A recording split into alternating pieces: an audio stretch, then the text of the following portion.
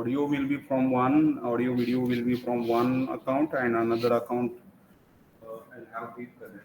Okay.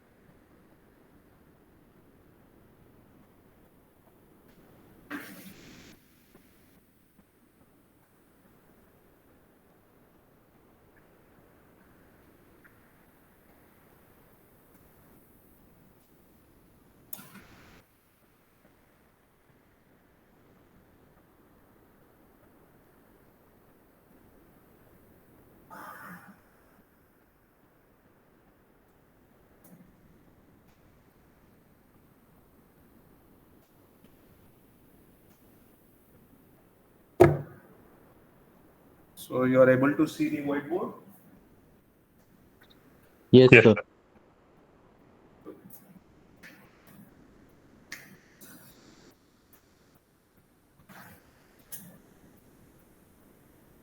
See, the markets, what you have seen. Hmm.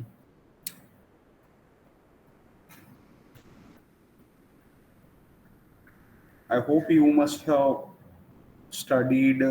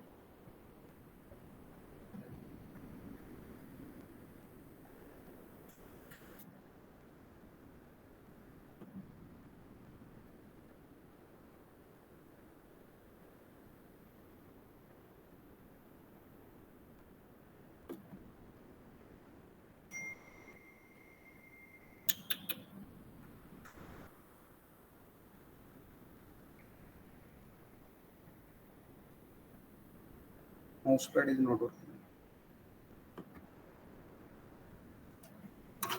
Okay.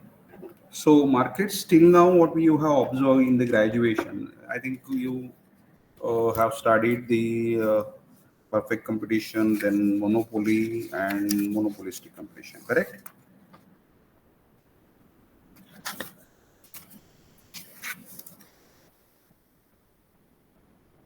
Any one of you have studied the duopoly models?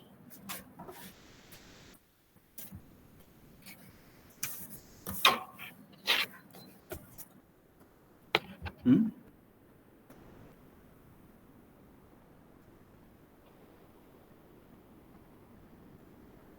Hello.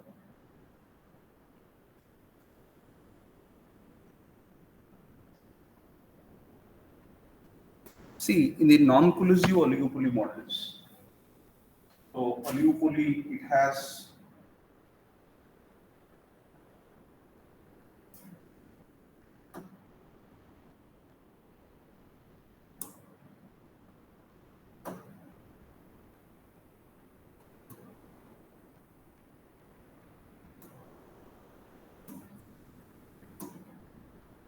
oligopoly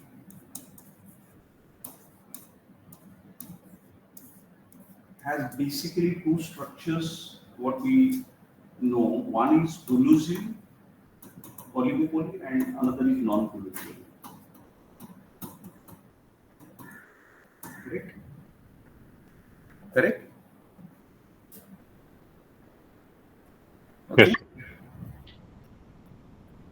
In collusive oligopoly, we know there is agreement with either is a tacit or open, and we know the forms like the price leadership models and cartels.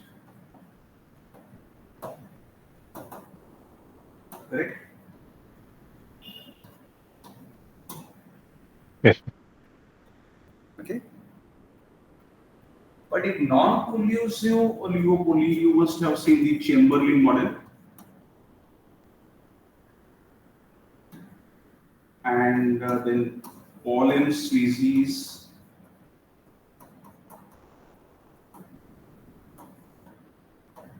King demand model. Correct?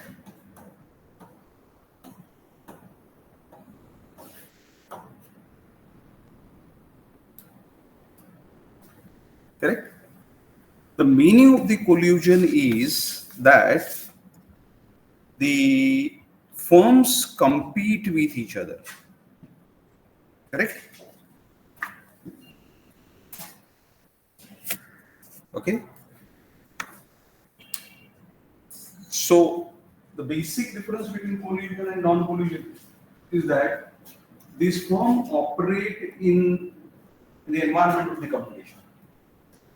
Whether the product is homogeneous or not, okay? Because in oligopoly we know that there are possibilities that the firms may operate with the uh, differentiated products as well as the homogeneous products. And we know many such cases, sectors in which we find such relationship. Correct? I'm audible Yes, sir. Yes, sir. because I'm in a hybrid mode. So some of the students are here, so I am also addressing them. Okay, and you know I can't stand at one place, unfortunately. Okay, so what I was talking about, the products may be homogeneous or the differentiated products. Correct? Now these two models, they are such a way they are presented in the theory that they all firms behave that way. That's either Chamberlain's model or you have Williams-Sweezy's King demand model. Both the models, they say that the all firms behave the same way when they compete with each other. Okay. But then the extensions of these models actually, when we consider only two firms in the market, because we know that there are few firms in the oligopoly, correct? If there is no collusion, and if the firms have to take their decisions considering the existence of the other firms, but if the firms are only two, and the reason it is taken as the one of the form of oligopoly is duopoly. Some models are developed considering there are two firms in the market which are known as duopoly models. Okay? Clear? Yes, sir. Now, the most popular models in duopoly are three. One is Cournot, then another is Bertrand, and Stekel.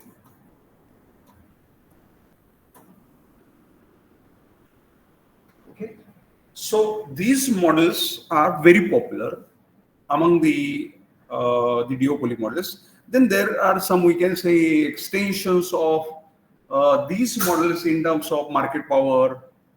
Then to assess the role of the other aspects like subsidies. If the subsidies are given, then how they will react, and so on. So the extensions are there, but we have nothing to do with the extensions because we are in the context of game theoretic approach, how these models work and how we should look at. So initially we will see a framework in which the model is duopoly, and we will see how the equilibrium is reached in general in economics if we don't use game theory. Okay, why we do that? The reason is that now traditionally we don't do here.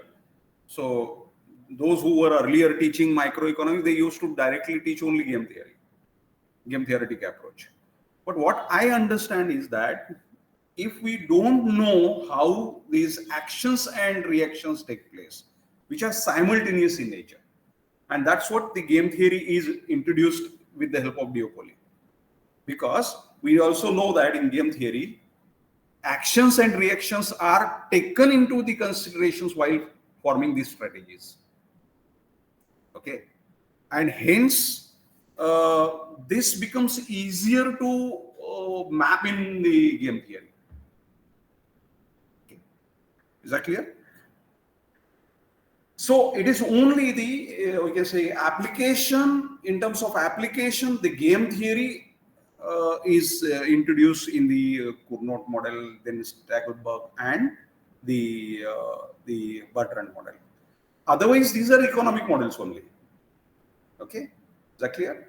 So there is if you have any confusion, you should remove it, because when Augustin Cournot when wrote in 1838 in French language, which came into actually to know by the people in the 1860 when it got translated into English. Before that, no one was knowing that this model. So French people were knowing, but largely those who were conversed with the French and some extensions of, or Augustine himself must have talked in some conferences or something like that, or some critic must have come in English language. They were knowing this, and 1860 in general it came into existence as a theoretical model. So this was translated by Bacon actually, and this translation was actually made in 1927, but 1960 में उसको formally game theoretic approach में वगैरह उसको लाया गया. Okay, so what is important here is to understand what the Cournot model is first, and then we can deal with the other aspects of the Cournot model. Okay. Now, as far as the Cournot model is concerned, it is based on some assumptions. See, very important implication which is given in the Cournot model is that there are only two forms. Initially it is assumed there are only two forms. These can be extended to any number of forms, because when you reach the equilibrium and then you generalize the equilibrium, then you can extend this model to any number of forms, and that's the beauty of we can say Cournot model. Okay. Now, while explaining this model, the economists that had assumed some of the structure. What is that structure? The structure is that there are two forms. One. Secondly, the firm produces the mineral water from the own firms. So the firm owns some mineral wells initially. So what we can say is that the opening cost of the firm is zero. Okay, because they own this, so there is no cost as such. Fixed cost is not there. Okay, so whatever is there is per unit of output. Some cost is there which is constant per unit of the mineral water.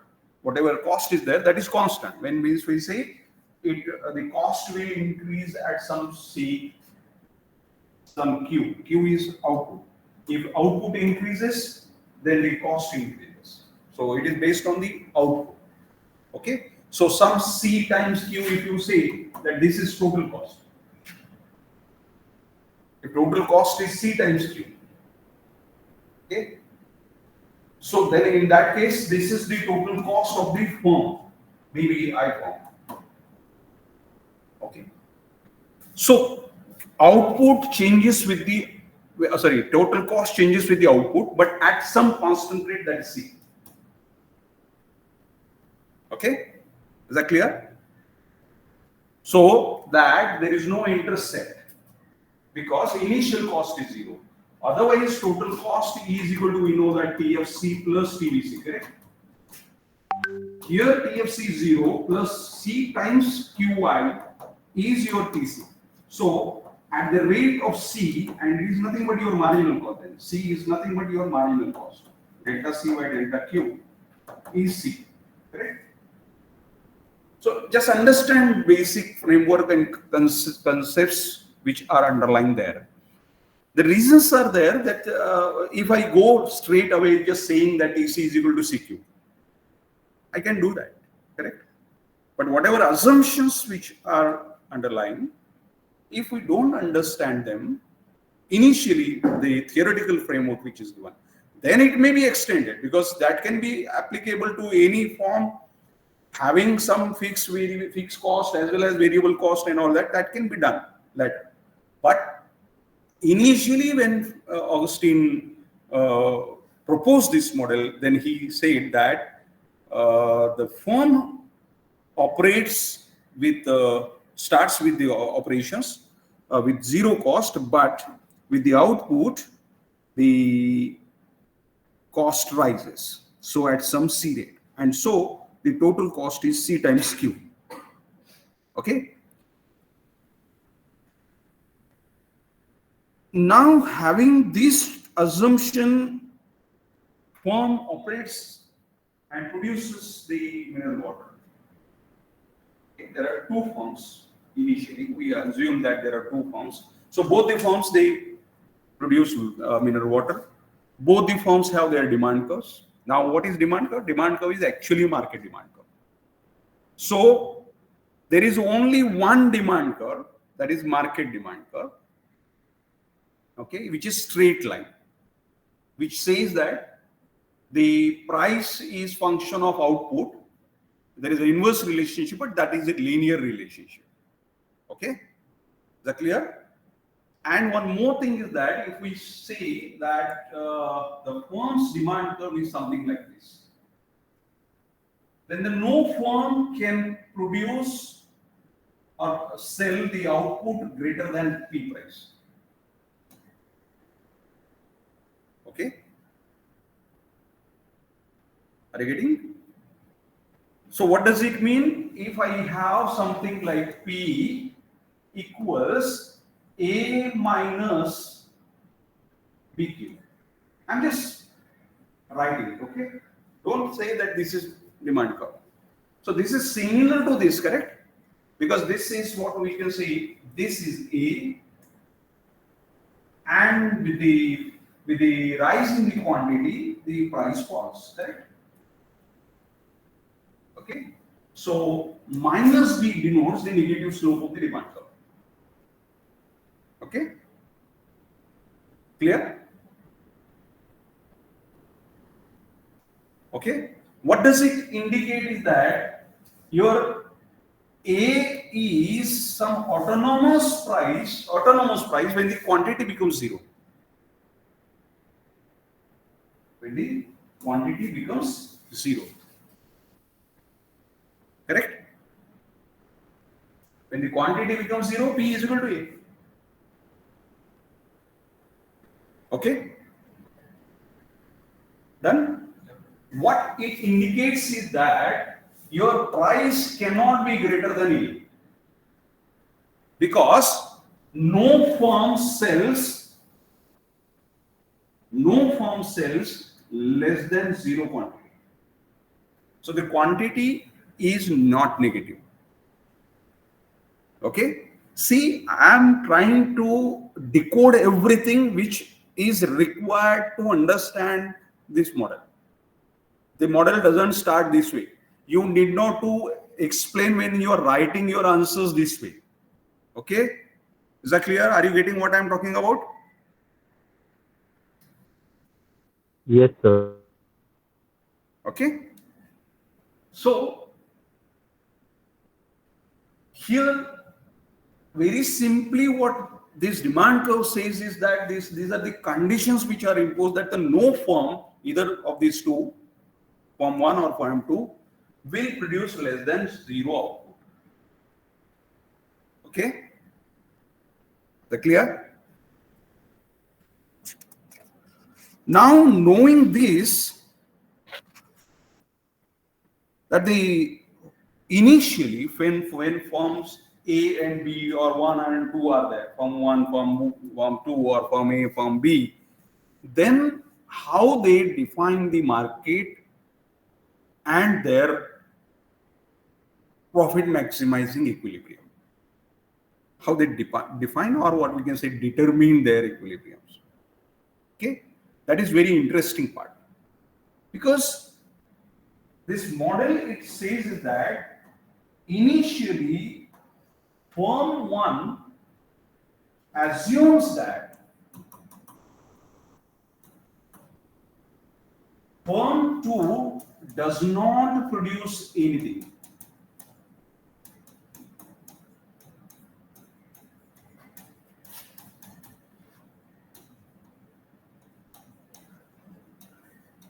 What does it mean? It means Q2 is equal to 0.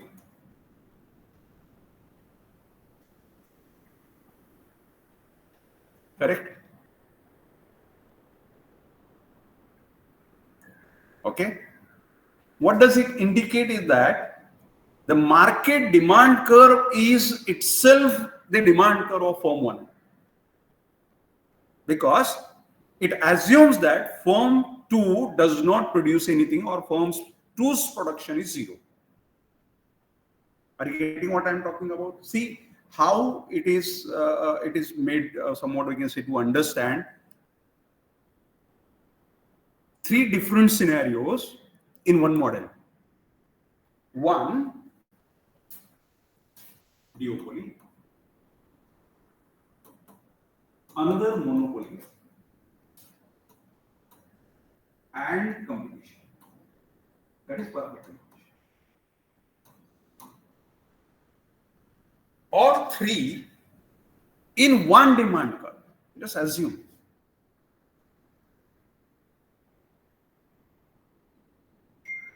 Okay. Now, how is it possible that one duopoly model becomes monopoly? Simple.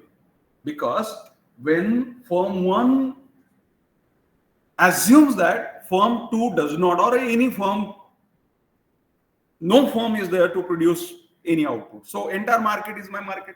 So I become monopolist and take the decision, okay, and maximize my profits and define my or determine my equilibrium and equilibrium price and equilibrium quantities. Correct? Then it becomes the monopoly equilibrium, because you assume that your firm 2 produces 0. If we say that Q is equal to Q1 plus Q2, and if Q2 becomes 0, then Q is equal to Q1. If Q2 is 0, then Q is equal to Q1. Correct? So whatever the demand function is, that demand function is defined for only one commodity. So Q is the market demand function, and market demand equals the market quantity, whole quantity itself. I define it as the, so Q is function of, if I say it's a function of price, correct? Okay, so then it becomes the P is function of, P is the function of, now Q1 plus Q2, it becomes P is function of only Q1 because Q2 is 0. And that becomes monopoly behavior of the duopolist. Okay? Is that clear?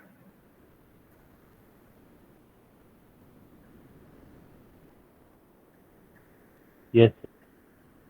So, strategically, we know that after taking the decisions by firm 1, firm 2 will take the decision and all that, that will take place gradually, correct? Because it assumes second firm will start operating after knowing the output of the first firm. So it will start, then it's a monopoly will go when firm 2 produces the output and starts selling in the market, then monopoly of the first firm will go. But till that time, firm 1 is monopolist actually. So it's a equilibrium output would be the monopoly output and the price would be monopoly price. Is that clear? So if I give you a Cournot model, maybe two functions like demand function and the cost function, and I ask you to maximize the profits and get the monopoly price and monopoly output from a Cournot model, then you should not be confused that what is the monopoly output then for any of the firm, either 1 or 2.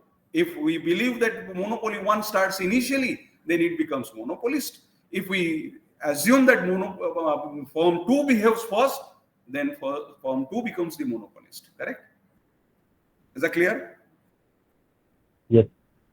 Are you getting what I am talking about? So this is what is explained somewhat differently. I am just explaining very easily. Okay? Is that clear? We have not started actually oligopoly behavior, duopoly behavior. It's the start of the particular, you can say, the model, how we have these 3 models. That's what I'm trying to just give you. Okay. Now, another question is that what is competition then? Okay. What is competition? How we define the competition? If we want to define the competition, then the demand function is there. So, for example, P is function of Q1, Q2. Now here there are 2 firms, but in perfectly competitive, we define or maximize the profit of only 1 firm. And we say that all the firms sell the same output. Correct? And in that case, what will happen is your Q equals Q1 plus Q2. So this becomes your perfectly competitive equilibrium output. If you don't distinguish anything, 2 total cost functions are not given, that's only possible if the cost functions are homogeneous. Homogeneous means they are not different. Okay. So if the cost functions of both the firms are same, then only we can define, because there are only two firms. If the two firms, they have the same cost,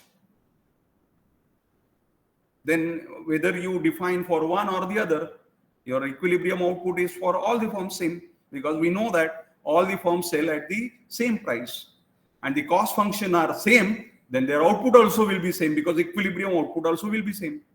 Correct? So that becomes your equilibrium output for the perfectly competitive structure. Is that clear?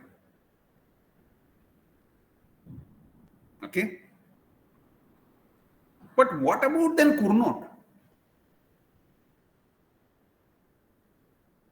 How to define that?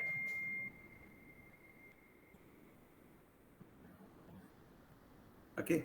So in that case, what will happen? For example, if I want to define the perfectly competitive demand function, then this P is function of Q1 plus Q2, I would say, correct? So it would be 2Q1, because these are to be added, and we say that though both the costs are same, demand functions are same. If that is same, then equilibrium quantities also will be same. If the equilibrium quantities are same, then Q1 plus Q2 would be 2Q1. So this will become the perfectly competitive market demand curve. Okay.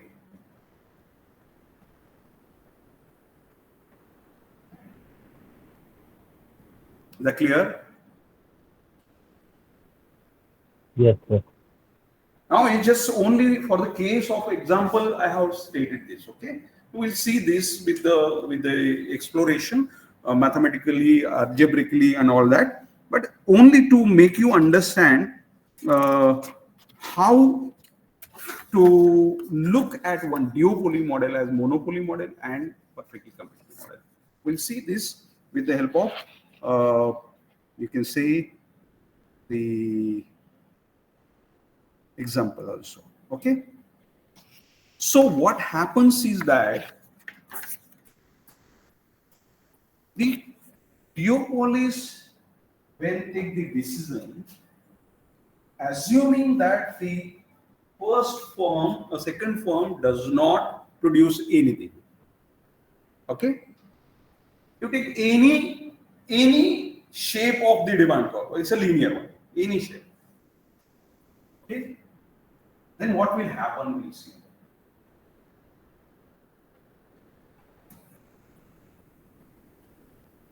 So if we take this demand curve as the market demand curve for a duopoly market,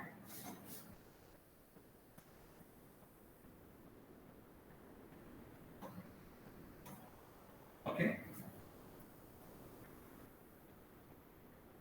Now we know that, see, what is the basic difference between these three models? That is your Stackelberg model and your Cournot model is that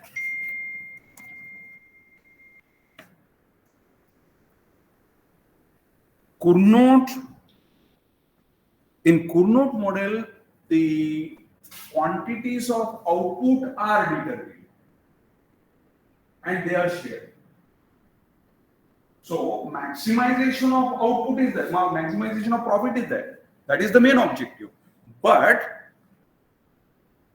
ultimate, we can say, solution or the equilibrium reaches like that duopolists share the output, which maximize their respective profits.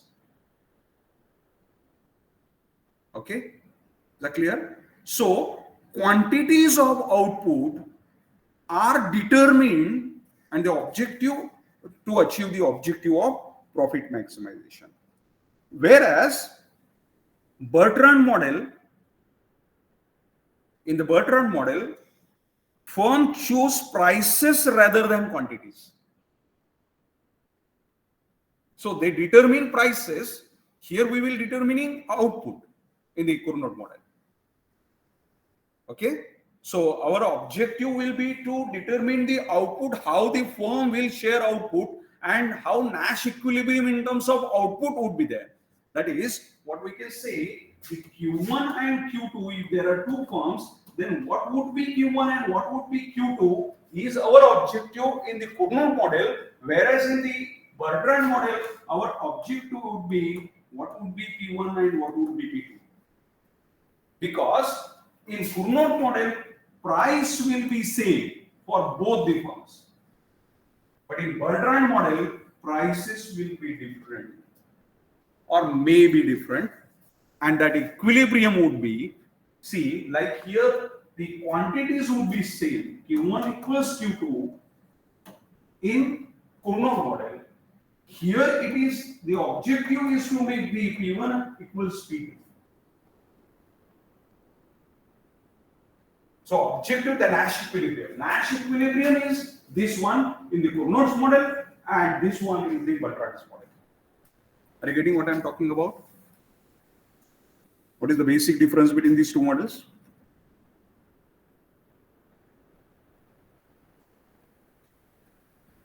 And Stackelberg, in the Stackelberg model, in which the firms choose the quantities. In the Stackelberg model, firms choose the quantities, and Nash equilibrium will be in terms of quantities only. But one firm chooses before the other. One firm chooses the quantities before the other. Okay? That's the basic difference between the three models. Okay? Now, let us come back to the Cournot model, the formal Cournot model, what we could explain very easily. See, firms maximize their profits when their MR equals marginal cost. And in our case here, the marginal cost is 0.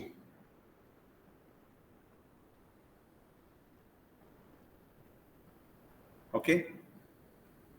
Because the cost function is constant. Cost rises, TC is equal to C times Q. Okay? As output rises, it rises at the rate of C. So rate of change is constant. So marginal cost is constant. Okay? And here it is assumed that the marginal cost is 0 initially. Okay? Now that can be relaxed afterwards. We can relax it. We can change the marginal cost, total cost function, and see what is the implication of having the fixed cost, having the variable cost, and all that. That will come later. But here, to understand the Cournot equilibrium, it is assumed that the marginal cost is 0. If the marginal cost is 0 for every output produced, if the marginal cost is 0, it means that your marginal cost curve is the same as your horizontal axis. Okay? Is that clear? So this is marginal cost curve. Clear?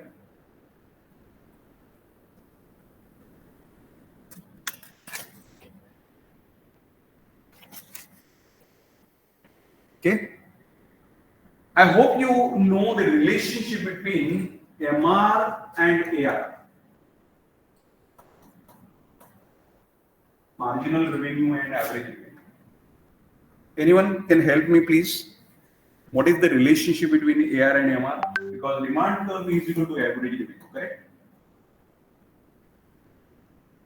Now this D is the market demand curve. In this market, there are two firms operate.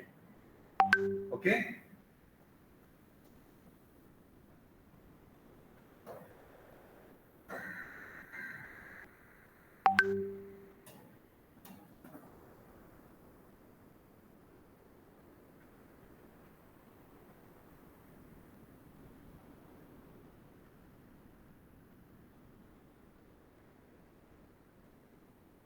There are two firms which operate, correct?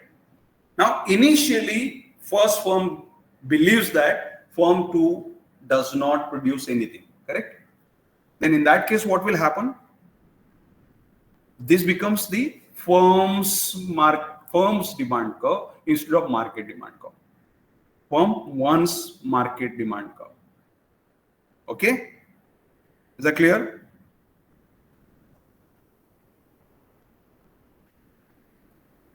Is that clear? So D becomes firm's demand curve initially. And then in that case, your marginal revenue curve is exactly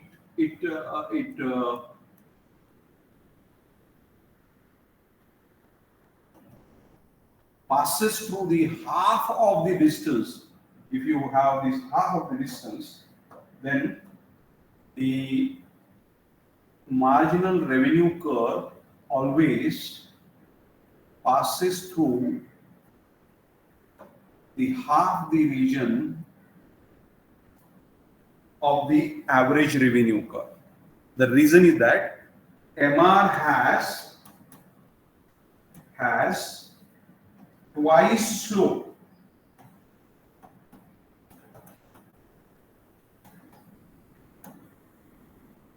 than AR.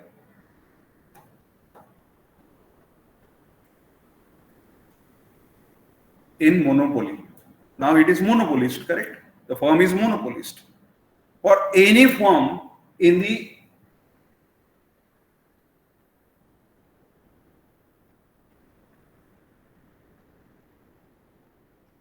imperfect competition,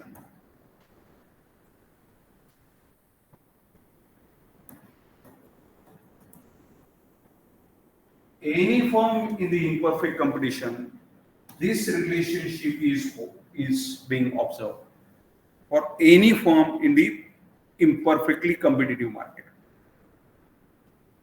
This relationship is being observed that MR has twice the slope of AR. Always. I think that you have studied in very first year of your graduation. Okay?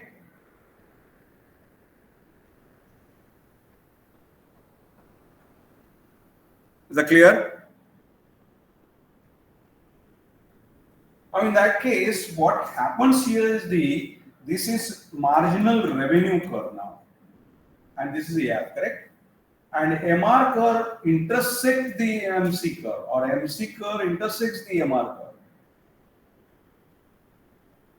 at this point.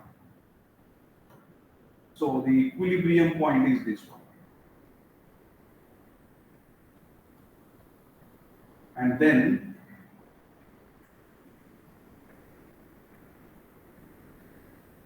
equilibrium quantities and equilibrium prices are determined.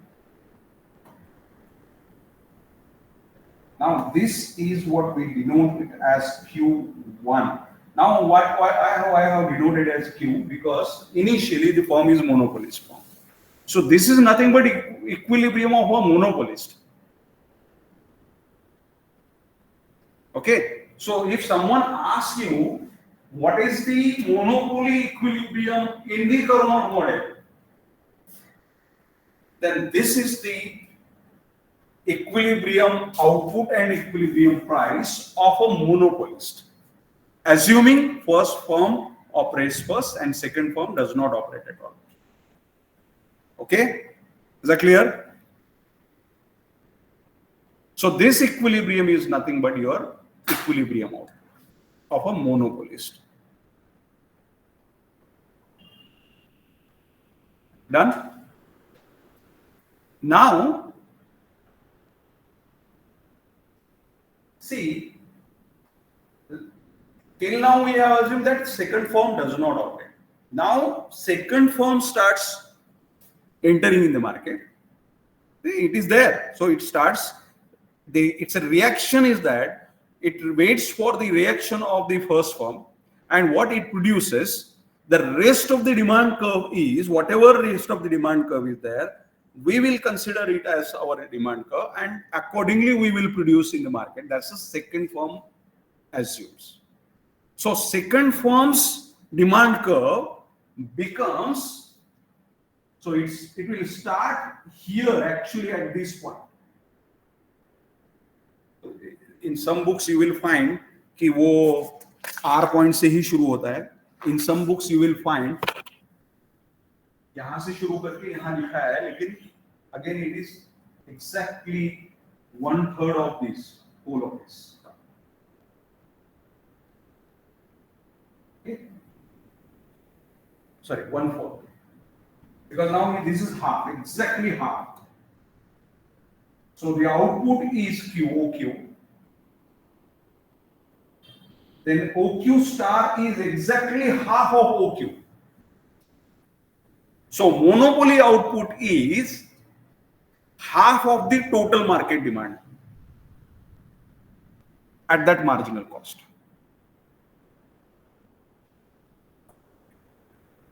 No, it is half exactly, because your MR curve has twice slope of the AR curve.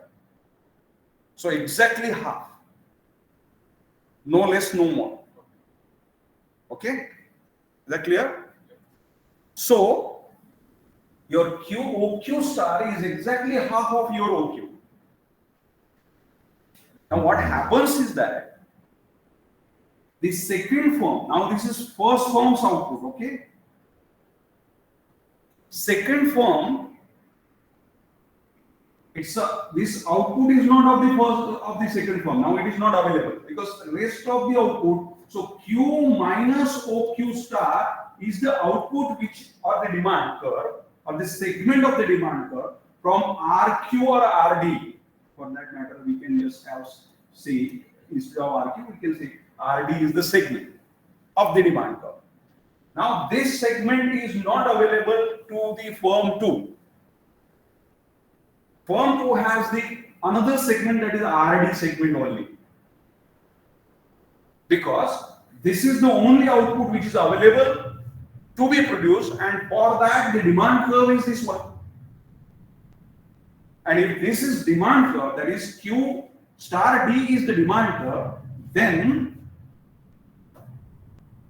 it's a marginal revenue curve exactly start at the half of, again it's a slope of half of this particular AR curve. So this becomes your AR curve of the second firm, R to D. Okay? Is that clear? And this becomes MR2.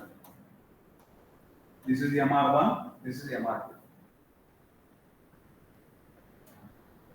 Okay? Is that clear? And the new equilibrium will be at E1 point, where the marginal cost equates the marginal revenue of the second firm. Okay? Clear? And the new equilibrium point is here. And its price is P1 star or P2 star. For that matter, we will write P2 star. So it is P1 star and this is P2 star. Okay? So output of first firm in the first stage, it was half of the total output in the market. Whereas the second firm's output is exactly 1/4, because if you see very carefully, half of the half, from this point to this point, it is half. Okay? Half of the half is 1/4. And so, second firm's output becomes 1/4 for the reaction of first firm's output of producing half. Now we are entering in the EMPA. See, I am not yet, I don't want to, again, unless we reach at the equilibrium. How will we reach? So actions and reactions take place here. Okay? Clear? Now it is first stage.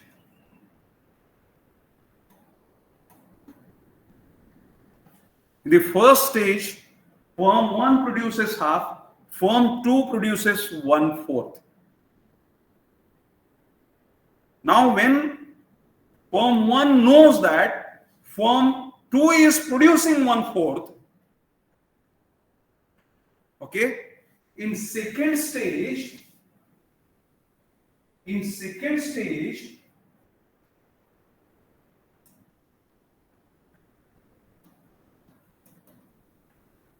now it's the second reaction, iteration you can call it. In game we call it iteration, but here it's a strategies and say actions and reactions. So reaction curve if you get, then with the help of reaction curve, we can know that how they reach at the equilibrium actually.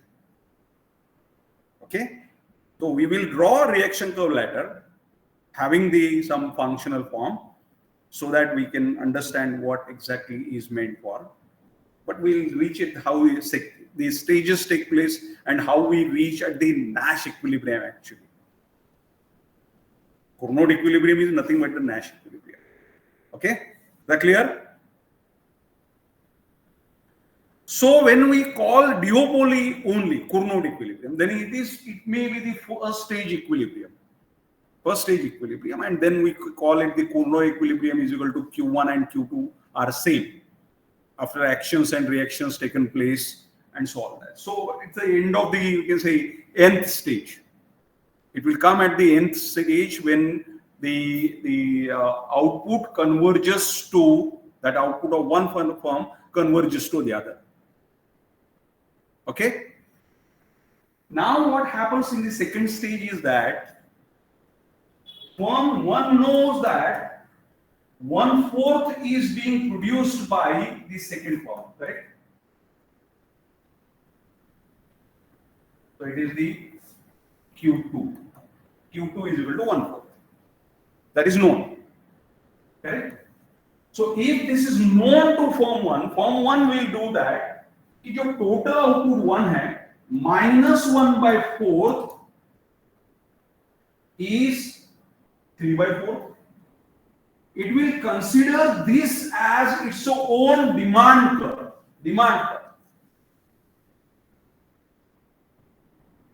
Okay, and 3/4 if it is the market demand curve, it considers as the rest of the market demand curve, rest of the market demand curve. So Q minus Q2 is nothing but your now the new market demand curve in second stage. Okay, is that clear? So Q minus Q2 is your market demand curve for you, considering that 1/4 is produced by second form.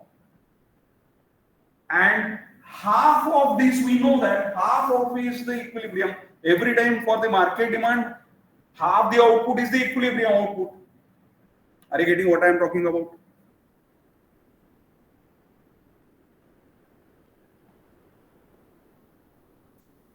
See, this was the total output.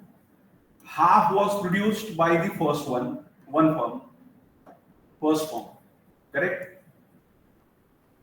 This was half of the total. So half plus half, it becomes 1. So total was 0 to D. Out of that, half was produced by the first firm.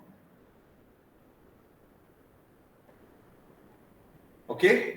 Same way now, if 3/4 is the market demand curve assumed by the firm 1, then half of that 3/4 will be produced.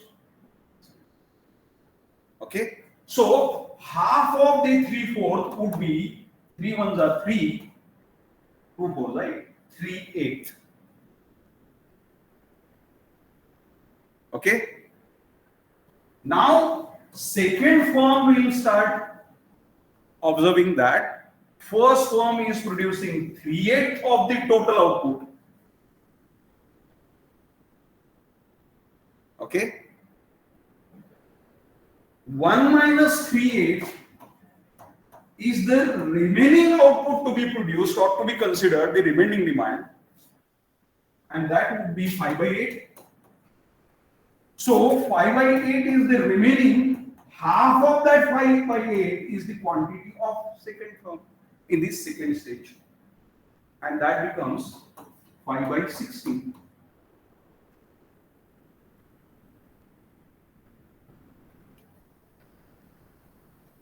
Okay.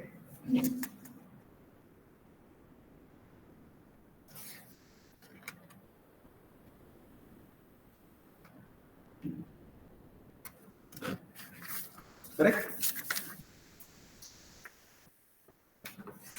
So if we only map firm 1,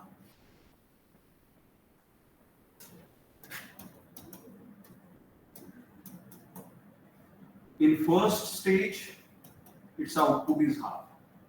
In second stage, its output is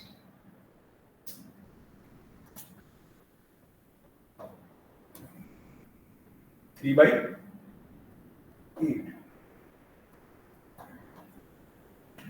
Correct?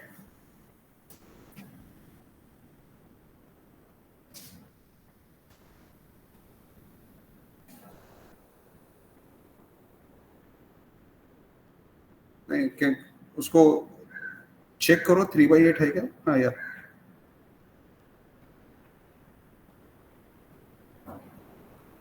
3/8 है ना?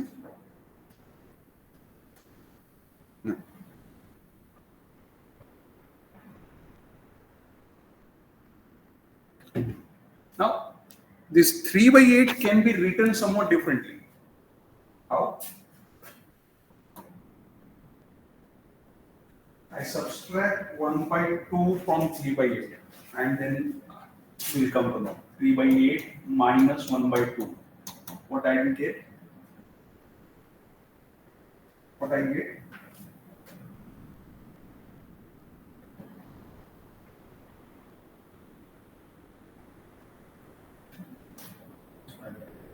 Minus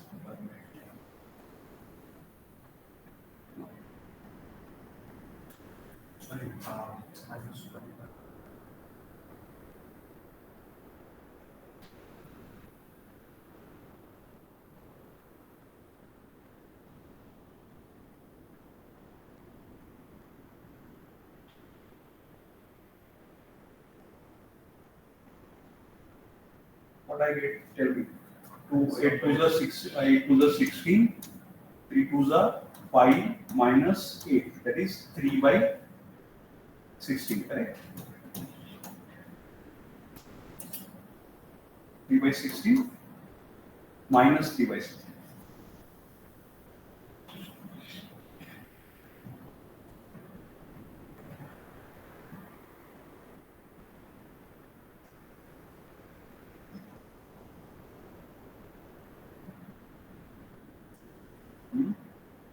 Minus 2/16. Eventually it would be minus 1/8. 3 to the 6, sorry. 3 to the 6, 8 1 the 8, 6 minus 8 is 2, minus 2, and then becomes 1/8, correct? So if I have addition of 1/8 and 3/8, that becomes 1/2. Or if I say 1/2 minus 1/8 becomes 3/8. Okay. 1/8 plus 1/2, this becomes 3/8. Because when you subtract this, you get this. Right? So this plus this would be 3/8. Are you getting what I'm talking about? If A minus B is there, A minus B is there, which is equal to C. Okay. Now, if I have the A minus C, then it will be A minus C will be B. So any one of these, if I subtract, then I will get another. So if I want to say B is equal to what? B is equal to A minus C, correct? Correct? And what about if I have A?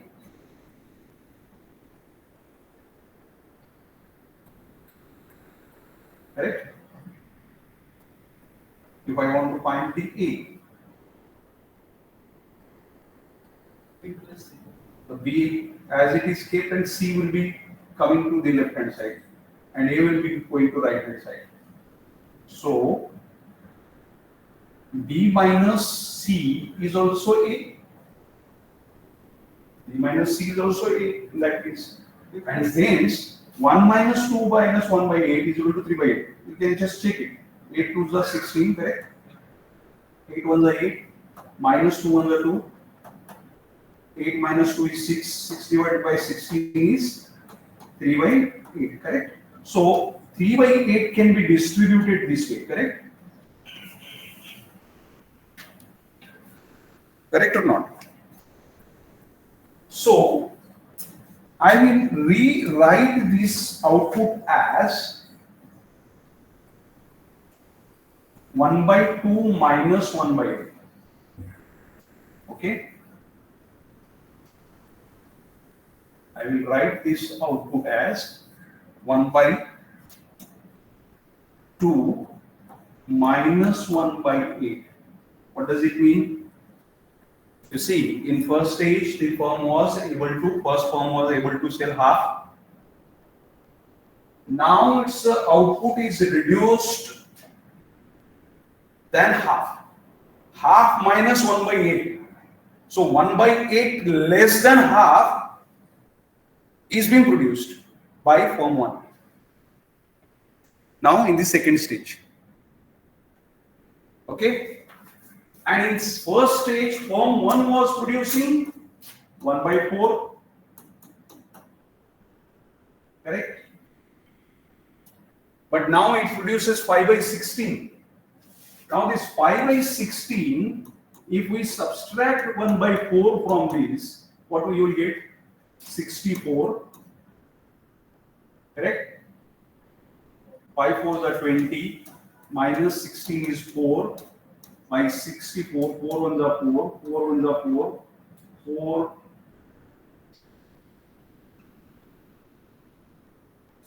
6 are, correct? So 160. So 1 by 4 minus 1 by 16 is the output actually of the firm 2 in the second stage, which is 5 by 6, which is 5 by 16. Where did you get 1 by 4 from? What? Where did you get 1 by 4 is earlier output. Sorry, this is added now. Because it increases its output. Okay? So the firm 2 increases its output and firm 1 has to reduce its output.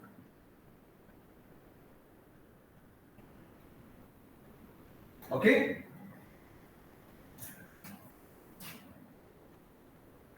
इसमें शायद वो firm 2 के लिए नहीं दिया है, but it is there. 1 by 4 plus 1 by 16 is 5 by 16. Yes, correct. Okay? Clear?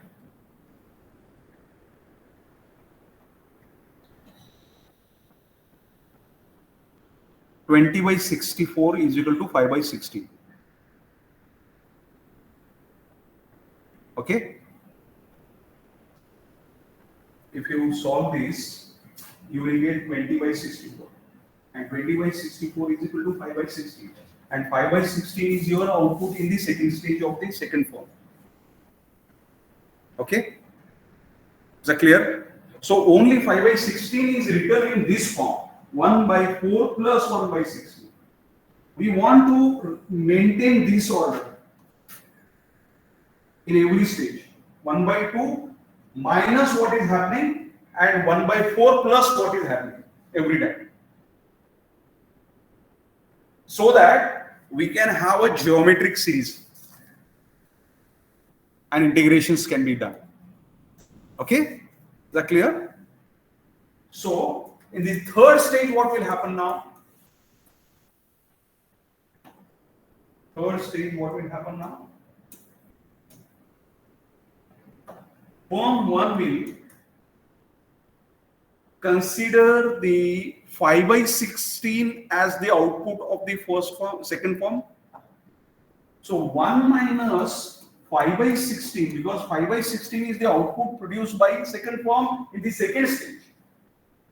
And the rest of the demand is of the first form then. Then how it reacts for this level of output, 5/16 level of output, the firm 1 has to react for that change in output, correct? And that is what the reaction of the firm is, that it will consider the total output as 1 minus 5/16 proportionately equals to 16 minus 1 is 11. 11 by 16 is the remaining output. Now half of that 11 by 16 would be 11 by 32. That's the output of first firm in third stage.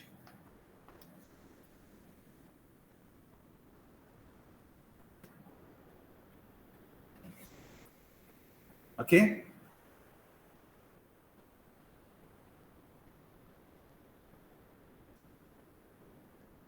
Now to get this 11 by 32, if we say what was the second stage output, it was 1 by 2 minus 1 by 8 minus there must be something now to be subtracted, because in the third stage something to be subtracted, so that you will get 11 by 32, correct? And that is nothing but when you just transform it to the right hand side, then 11 by 32, that x becomes 1 by 2 minus 1 by 8 minus 11 by 32, correct? And to solve this will end up with 60 minus 4 minus 11. yeah, it will be end up with 1 by 2 minus 1 by 8. Actually, you get a 1 by 32. X will be 1 by 32. You get x equals to 1 by 32. If you solve this, 1 by 2 by minus 1 by 8 minus 11 by 32, you get 1 by 32, and that is your now subtracted output from the total output what you were producing in the earlier stage. Earlier stage you used to produce this one, correct? Second stage you were producing this, correct? Are you getting what I am talking about?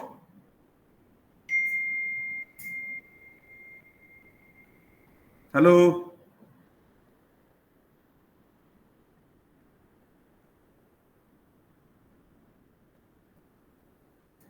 See the second stage output.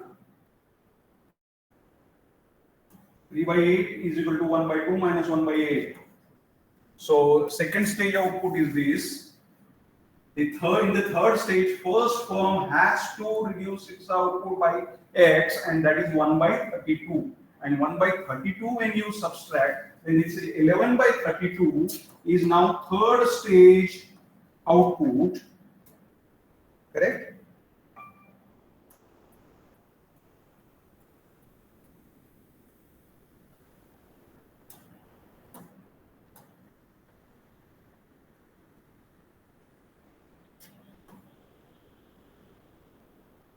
For firm 1, third stage output would be 11 by 32, which is equal to 1 by 2 minus 1 by 8 minus 1 by 32.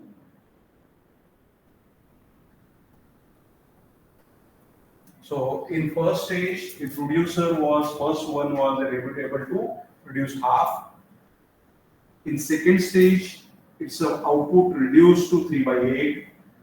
In third stage, its output is reduced to 11 by 32. Similarly, now what will happen to firm 2?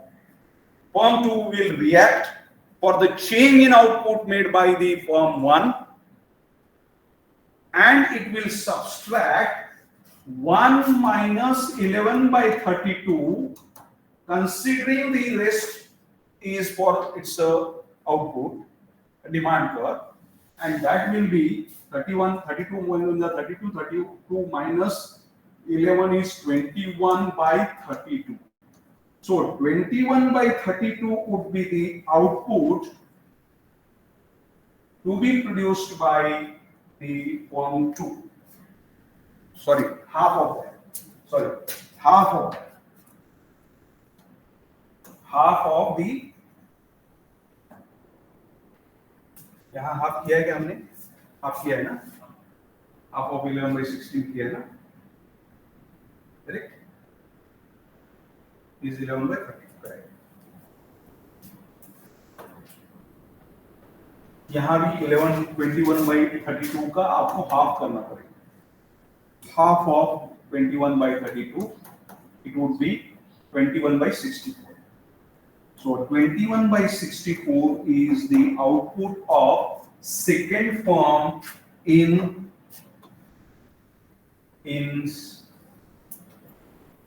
stage 3,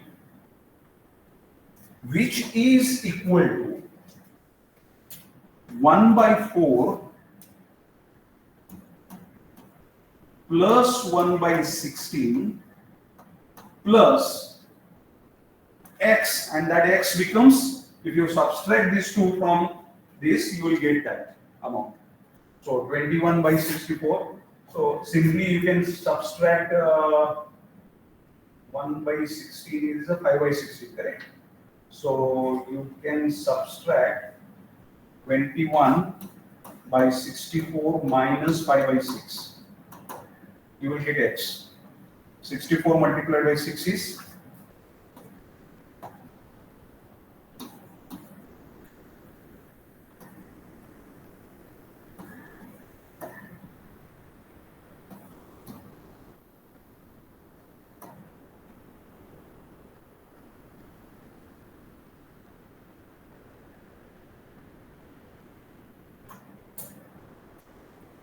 sorry, it is to be added now.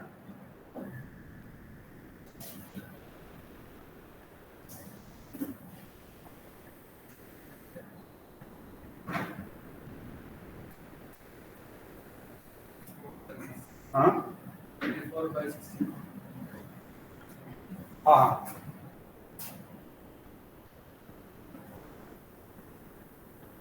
34 by 16. this one. This one. It's a coming negative, na? Minus the. Yeah, minus. So that is to be added. That much to be added to get the 21 by 64. Huh? What is that amount? Mm-hmm. 21 by 64 is 1 by 4 plus 1 by 60 plus 1 by 64.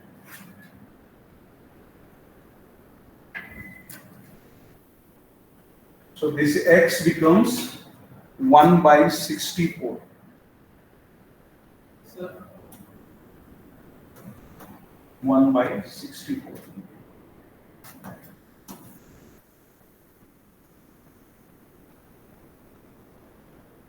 Okay. and this is applicable to the real manufacturing sector. This is applicable to the real manufacturing sector. This, 1 by 64. I mean, the last couple. 21 by 64. Yeah. 21 by 64 we computed, na? Half of the. Have you computed? Have we computed? Yeah, 21 by 32, na? 1 minus 11 by 32 is 21 by 32. Half of 21 by 32 is 21 by 64. Okay? One is the entire market. This is in the third stage it is producing, na? First one. Form 1 is producing. Okay. So we have subtracted that and the rest is 21 by 32. Half of that is produced by second form. Okay? And that becomes 21 by 64. Now you see, if you continue, then we are getting some series.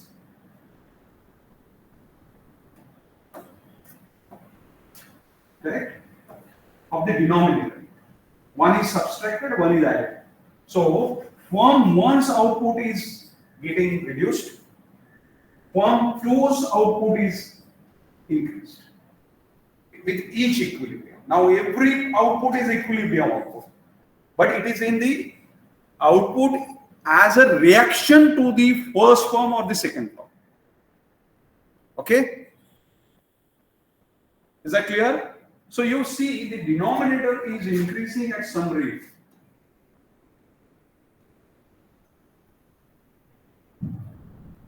Two four the 8, 8 4 the 32, 4 4 the 60, 16 4 the 64. Similarly, it will increase. Correct? And this particular output of first firm and second firm will equalize. These ratios will equalize. Now it is 11 by 32, it is 21 by 64, and it will continue to, for 4 stage we can compute if you want. So 1 minus 4 stage if you want, then we'll continue and then we'll see what is happening. 4th stage. Right. 4th stage for output, 1 minus second form's output is 21 by 64 is equal to 64 1 the 64 minus 21 divided by 64. It becomes 43 by 64, correct? Sorry, yeah, 43 by 64.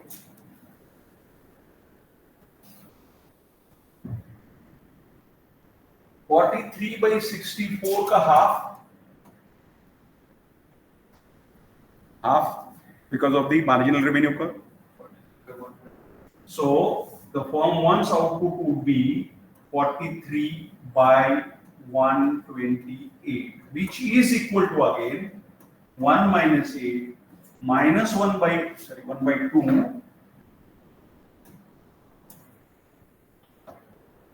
1 by 2 minus 1 by 8 minus 1 by 32 minus, now it will be 1 by 128. Okay. Similarly, second form's output will be 1 minus 43 by 128. 128 minus 43 divided by 128.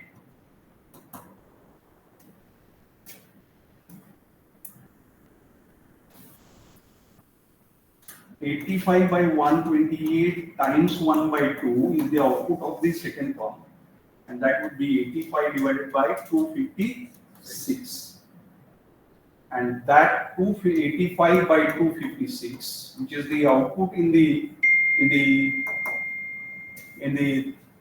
4th stage, is 1 by 4 plus 1 by 16 plus 1 by 64 plus 1 by 256.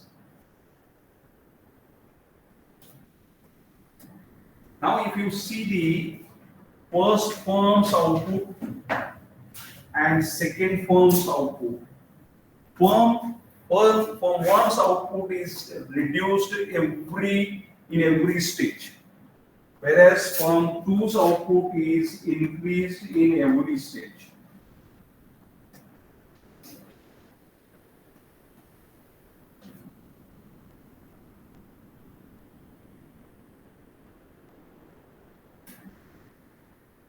So if we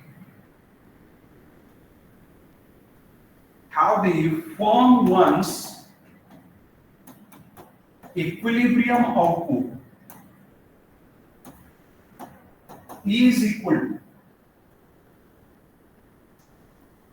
1 by 2 minus 1 by 8 minus 1 by 32 minus 1 by 128 continues. Correct? Similarly, firm 2's output would be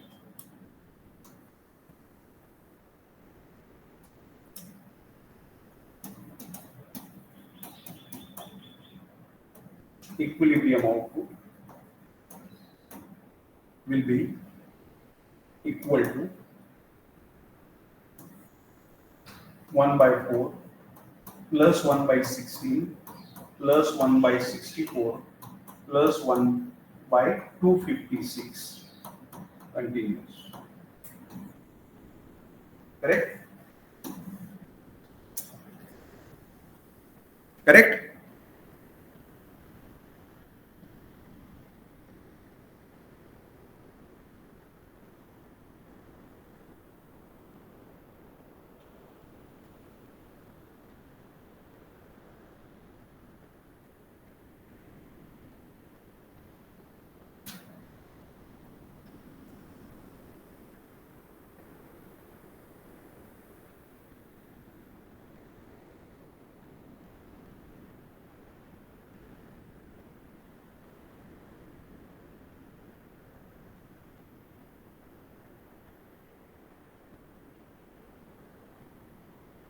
Okay. Now, if you see very carefully, this is somewhat, we can say, generating some geometric series. I may say it is 1 by 8 as it is. Correct? This is 1 by 8 times 1 by 4.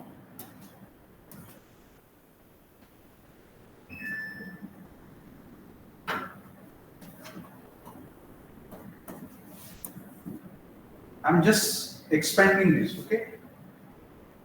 And this is 1 by 8 times 1 by 4 times 1 by 4. Correct? Which can be stated as 1 by 4 square.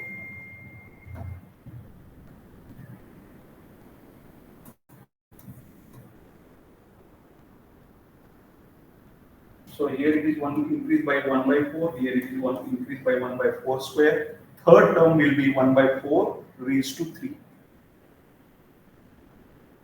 Okay? And it will continue.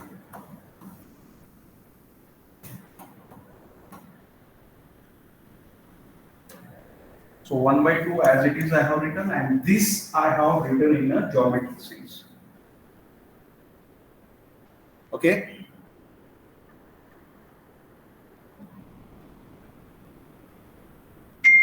Same way here you can do it. 1 by 4 is taken out. Now it's a plus sign. So I can continue with the plus sign. 1 by 4 times 1 by 4. Okay.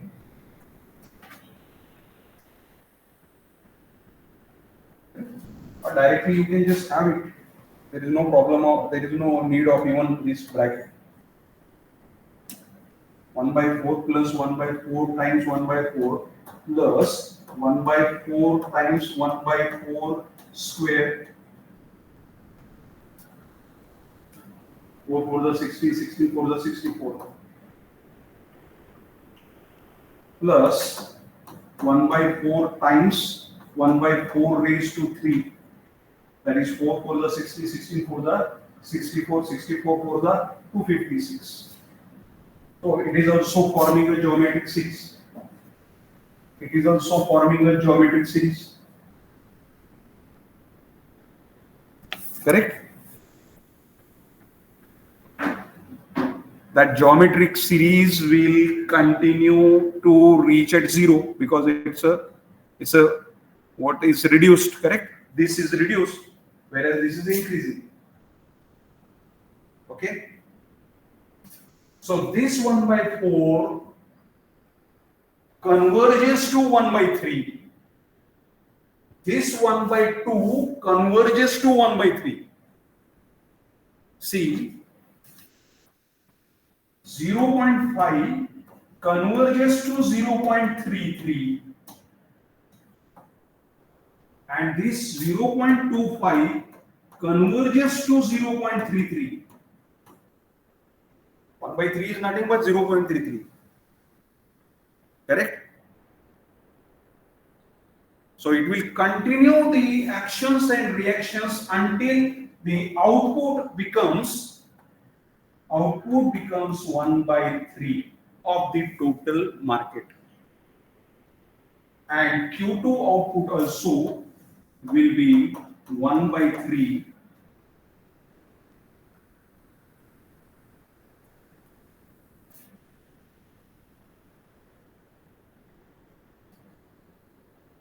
Okay, is that clear? That is nothing but your Nash equilibrium or Cournot equilibrium. This is also known as Cournot equilibrium. This is also known as the Nash equilibrium because thereafter no adjustments are possible, no actions, reactions are possible, and that's what Nash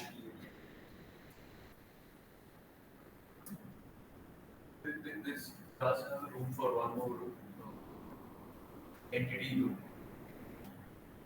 We see after 1 by 3 and 1 by 3, we still have. Yes, 1/3 is kept for the rest of the world to produce. Someone in your interest to wants to enter, that can be produced by that firm. But now there are two firms. So if the two firms are there, then the output of one firm, Nash equilibrium output is 1 by 3.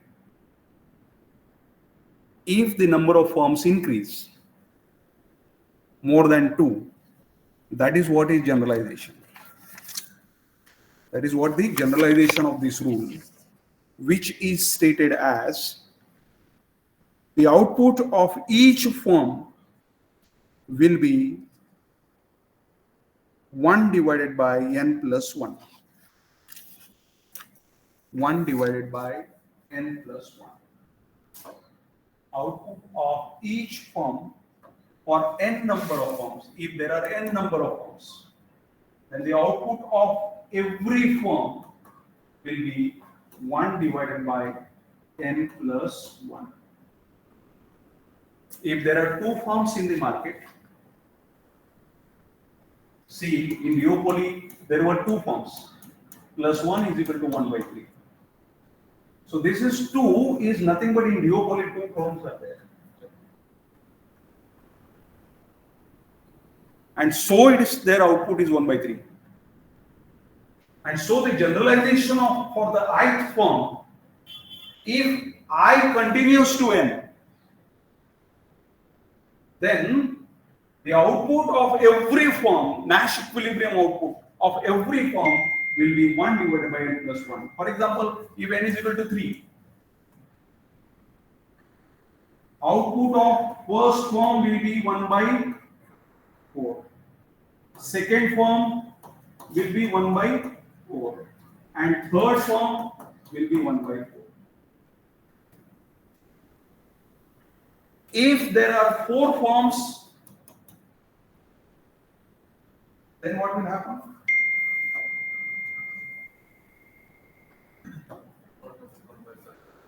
4 plus 1 is 5. 1 by 5 is. So we certainly can have n number of entities. That's not possibly still there. Correct. In the end, right? Correct. I mean, that's what promotes competition in the Correct. end, right? That is Nash equilibrium. Actions and reactions are taken place in the market. And so we make use of this model in the game theoretic approach. Market is basically trying to stabilize itself. Stabilizes itself at the equilibrium quantities of output, that is Cournot equilibrium quantities of output, which we call in game theoretic approach Nash equilibrium. And so we also call it Nash-Cournot equilibrium.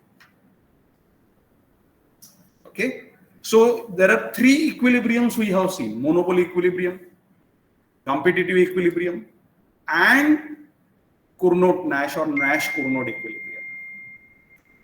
Okay, see, we have used here the pure economic approach. But even this example that you have taken, this could also be considered as a comparative equilibrium in some extent, even though it is a Nash-Cournot equilibrium. Yeah, But again, it's a comparative. Yeah, comparative. Because it's a dynamic, no? It Yeah, doesn't. yeah. It is not in one period. It takes, because every time you have considered your marginal cost is zero. Yep. Okay, so you have some assumptions, but still, what you have done is nothing but the actions and reactions are there, and so you have some reaction curve. Yep. For both the firms, some reaction curve is there, and accordingly, you have in every stage some profit. Okay, so I would request all of you to read the modern microeconomic theory by Koutsonis. For this particular component, the reason I am telling you is, and that is chapter number 9.1.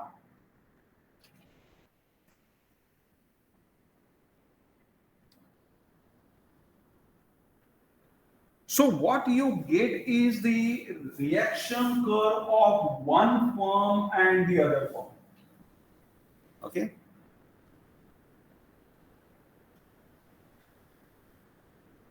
So if we have the reaction curve for the quantity of the second firm and quantity of the first firm, okay, then we would have the reaction curve of first firm something like this, and the exactly half of this, okay, half, and exactly this becomes half, this becomes half, you say this, and this is half, correct?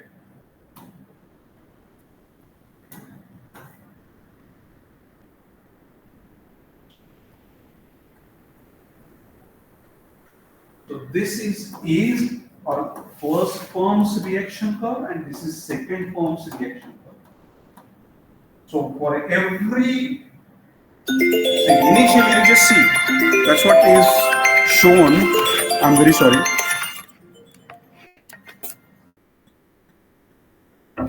In every stage, if you see that this is the total quantity demanded of the Q1, and this is Q2. So Q1 and Q2 are actually this maximum amount of Q2 which is produced. That's the total demand. Then in that market, if Q2 is first, Q1 is second firm is first firm, and first firm is second firm. Whatever it is, it doesn't make any difference. But in that case, the maximum amount of output produced is this one, correct? No, but except for X is of what? Quantities of produced by 1 and 2, Q1 and Q2. So if they have n number of entities, would that N number के लिए नहीं है, only for is for only 2, DO.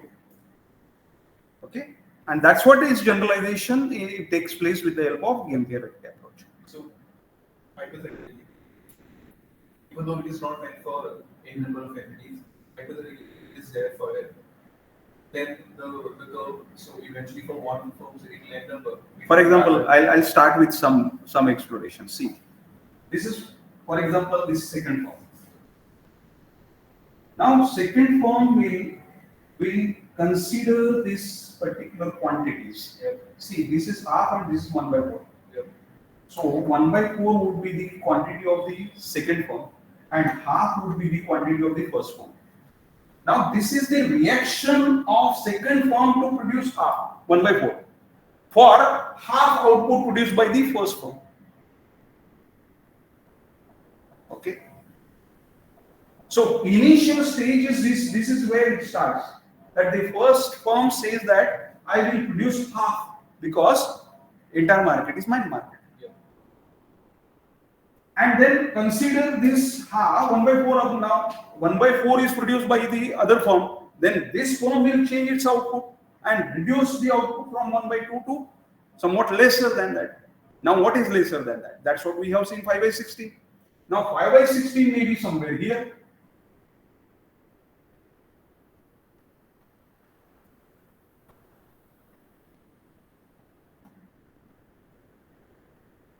Okay, so what is happening? Firm 2's output is increasing, firm 1's output is reduced, and both the reactions are taking to converge at the equilibrium reaction curve.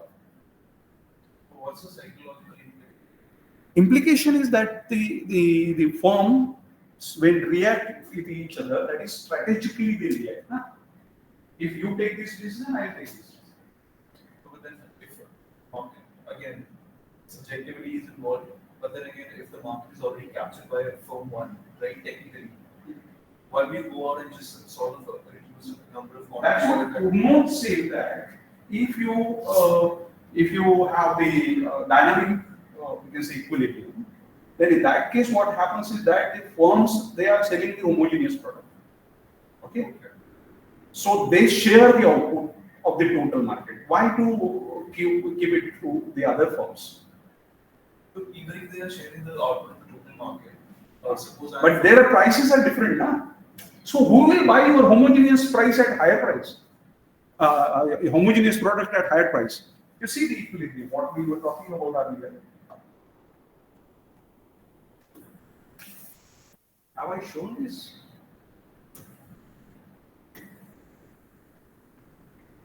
P1 price is greater than P2, na?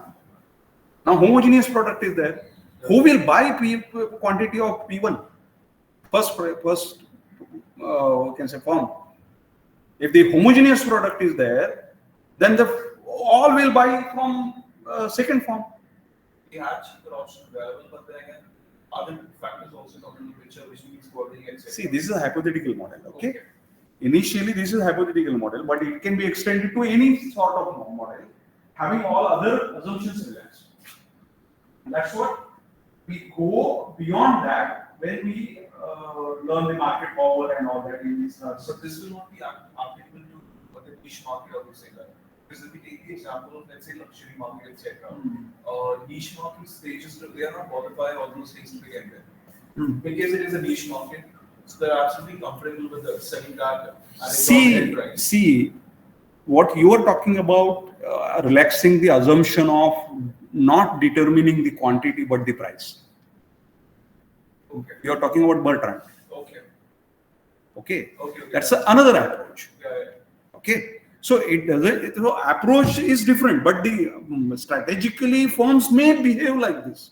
It's not that it is the only behavior. So to understand the oligopolistic behavior of the firms, how they react for the change, because there are very you can say close competitions between the firms because of the number of firms in the market. Okay, like tire market, if you see what happens in the tire market, to grab the share, what they do, they reduce their price. Now to reduce the price, you have to increase the quantity or reduce the quantity. So if the firm A has to raise the price, then it has to increase the output from 2. Firm 2 has to reduce the price, then it has to reduce its quantity also. So see what happens is that both of these firms come between these two prices. Both the firms come between these two prices.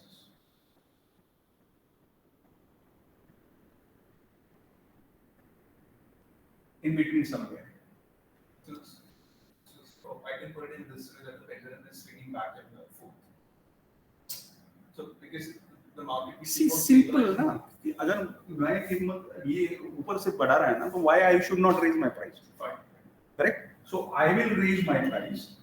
He will reduce the price, and both of them will come at the same price.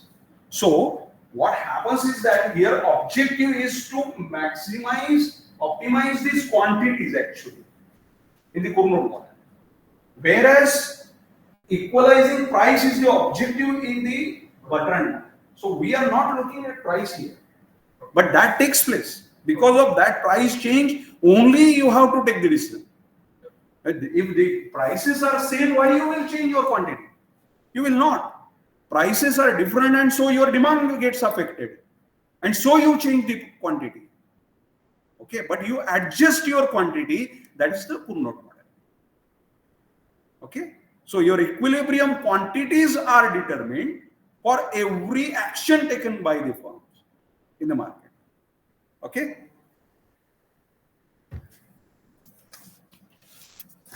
The same approach is now game theoretically explained by Gibbons. And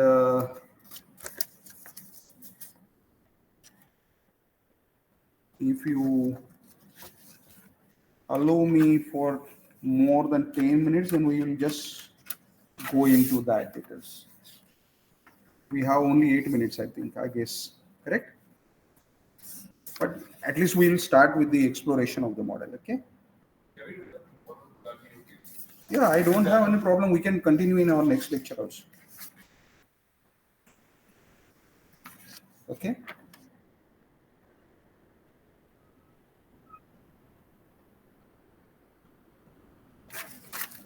I'll just explain some framework and then we'll end up the session, okay? Game theoretic explanation. Now we have seen the Cournot model. So I want to just explain it's as a Cournot game. So in order to find the Nash equilibrium in the Cournot game, we translate the same problem into somewhat different way.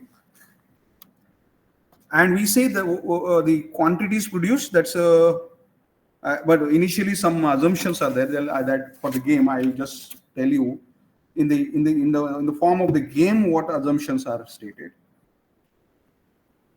And they are: products are homogeneous, firm choose the output as the objective to maximize the profits, firm compete with each other just once and they make their production decision simultaneously. There is no entry by other producers. There is no entry by the other firms. This Cournot game is static game. At a point of time, only one thing happens. Okay. And there is complete information to both the firms. So the players, they know what is there. That's a complete information. There is no imperfect information scenario. Then the firms that compete over the quantities are Cournot competitors. They are known as Cournot competitors. And quantity competition is often referred as Cournot competition. Quantity competition, hai na? So it's known as Cournot competition. And the Cournot equilibrium is simply the Nash equilibrium to this Cournot game.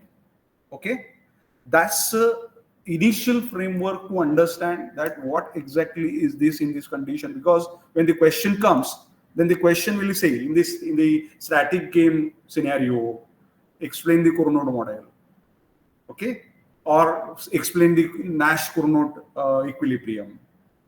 It is in the static and perfect competition, perfect information or complete information. If it becomes asymmetric information, then the model changes. Okay, so we have to be very careful when we understand the question. Is that clear? So that's a framework which we want to talk about, and then there are the other aspects to translate this particular Cournot model into the game are the Q1 and Q2s. They denote Q1 and Q2. They denote the quantities of a homogeneous product. Then firm 1 and firm 2 respectively produce Q1 and Q2s. So firm 1 produces Q1, firm 2 produces Q2. P is the demand curve. Demand curve is denoted as, so demand curve is given, and that demand curve is continued in the analysis, and that demand curve is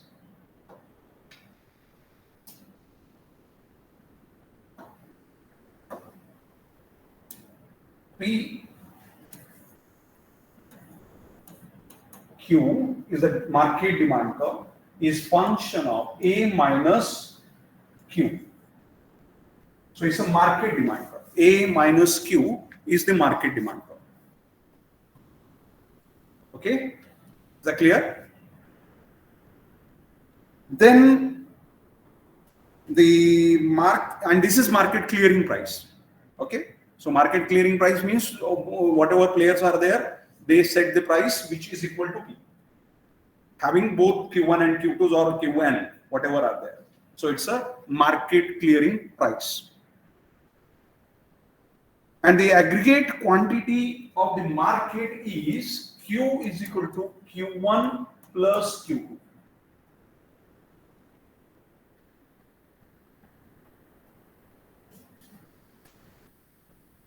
Okay.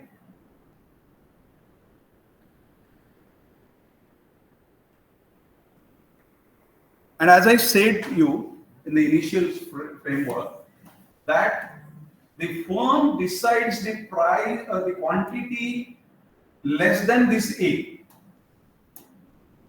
See, whatever A is there. So this is A, correct? So the quantities defined are exactly the maximum whatever quantities you have, less than this. So whatever quantities are there, this, if you say it's a A. If you say this is A, total is to say 0 to A. So each quantity produced by these firms is less than A. So Q is, and that Q is, that is the output. Total output in the market is less than A.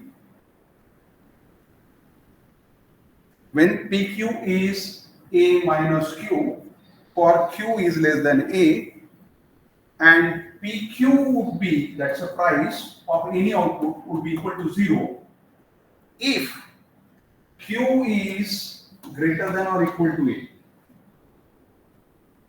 Q is greater than or equal to A. Simply, price becomes 0 if Q will be A. Okay? That clear? Or greater than A. If Q exceeds than this, then price becomes 0. That clear? Done? So Q is, if Q becomes greater than or equal to A, then PQ is equal to 0. Then total cost of firm I, now I firms are introduced for any firm. If you want to denote one firm or two, then I equals to 1, I equals to 2. Okay?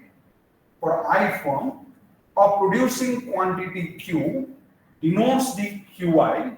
So QI is the output, but the total cost to the firm producing, firm I, producing quantity QI is CQ or CIQI, which is equal to small cqi.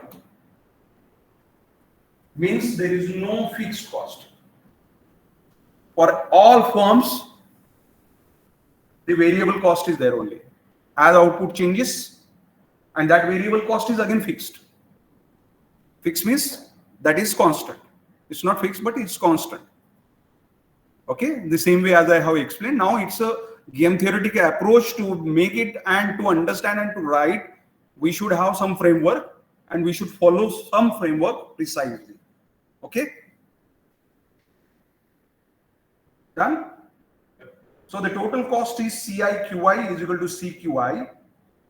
And if you want to find the total cost of first firm, then what will happen? C1 Q1 would be equal to CQ1. If you want to find the total cost of second firm, then C2Q2 would be CQ2. Okay? Clear? But we assume that all the firms have the same cost. So if from the total market profit, if you want to subtract, then we will subtract both the cost. But for a one firm, we will subtract only one cost. No? Okay? If we are considering the firm 1, then we will consider only total cost of first one or the second firm, whatever firm we are talking about. Okay? So we know that profit is equal to TR minus TC, correct?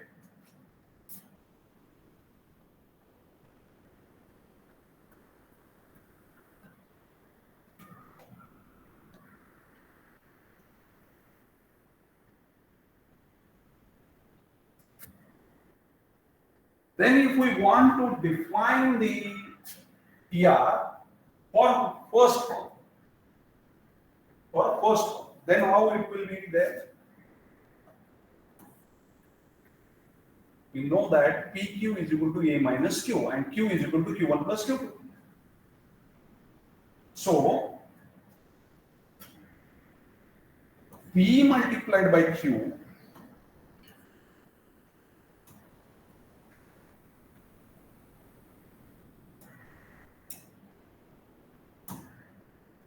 P multiplied by Q is TR, correct? P is this, Q is this. Then what will happen? A minus Q times Q will be TR of the market. But we want to have first firm. Then what will happen? It's a QI or Q1. This becomes Q1 because we are talking about total revenue of the first firm. Then this becomes Q1.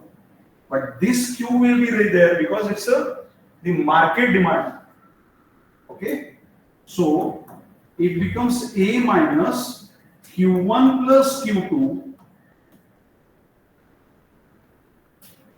times Q1.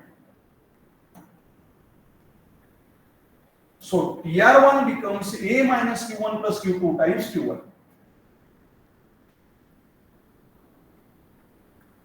Or will it Q1 plus Q2? Q1 plus Q2 is Q. Why people Q1 plus? No, that I understood. Why people Q1 plus Q1? Because it's a demand function. Demand function, na? AR, average revenue is always equal to P. Price multiplied by Q is equal to TR. See, simply TR is equal to P times Q. Okay? P is this, but this equals to this, so you have substituted instead of P, this. But we are multiplying this eventually to Q1. So because we are talking about Q1 only, na? First firm. When you multiply with the first one, you will multiply with the first firm only. Okay. But Q is equal to Q1 plus Q2. Okay. Okay? Because initially first firm will assume that market is mine only. So Q1 plus Q2 is Q, which is of my own. Yeah. Okay? That clear? Yeah. So TR1 is equal to A minus Q1 plus Q2 times Q1. And then when you solve, then you will get some other exploration that we'll see in our next lecture. So to introduce the conceptual framework in relation to the game, that's Cournot game, because here we have to explain this in the game theoretic approach to understand the Nash-Cournot equilibrium. And then we have also to explain in terms of the strategies available to the firms, correct? So the strategy space of each firm we have to define. So what is strategy space of each firm? Each firm's strategy space would be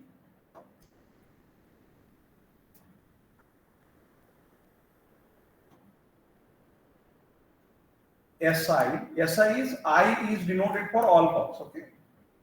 SI is the space strategy space between 0 to infinity.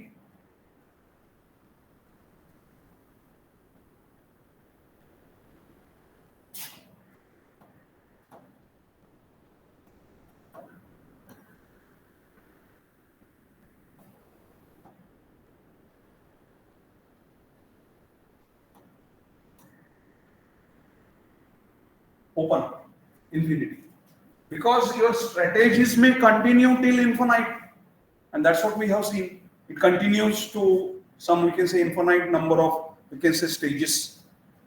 So in every stage you have some strategy. So initially no strategies are there, there is no operation, so it's a zero, it's not negative. Okay. And when you play first strategy, then the reaction will take from the other form. Again, you will take second strategy, reaction will be from the second form. Again, you take the third strategy. So your strategic changes will be there. So strategy space is SI. So S1 is for the first form and S2 for the second form. S2 will take place when S1 has already played. So strategy space is SI equals 0 to infinity, which is the non-negative real number, in which case the strategy SI is the quantity choice. Now, SI is nothing but the quantity choice. So SI capital shows the set of strategies. Small si is an element of SI. And this SI is nothing but your quantity of first firm. So strategy, when we say game theoretic approach, then it's an equilibrium quantity of the ith firm in every stage. And that is the strategy which is reacted by the other firm. Are you getting me? We are reframing the same in the game theoretic approach. Okay. In Bertrand model, the strategy will be P. Instead of, so SI in the Bertrand model will be PI. Is that clear?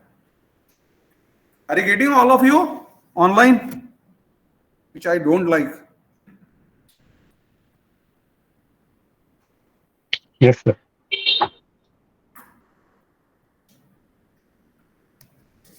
And this QI is greater than or equal to 0 in every stage. Okay.